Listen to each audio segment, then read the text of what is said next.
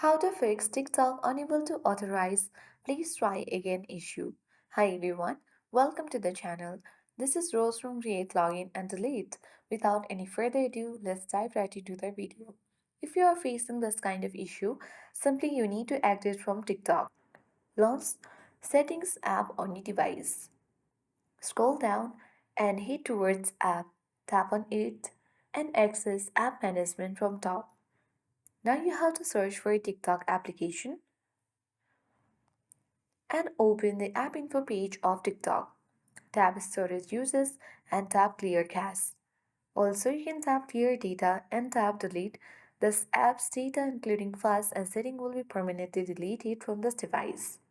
Once you have done that, you need to tap on uninstall and then tap OK and reinstall app from your Play Store or App Store. And once you have done that, you need to check whether your issue has been resolved or not. If not, you need to make sure your TikTok app is up to date. Not updating the application create different kinds of bugs and glitches on your app.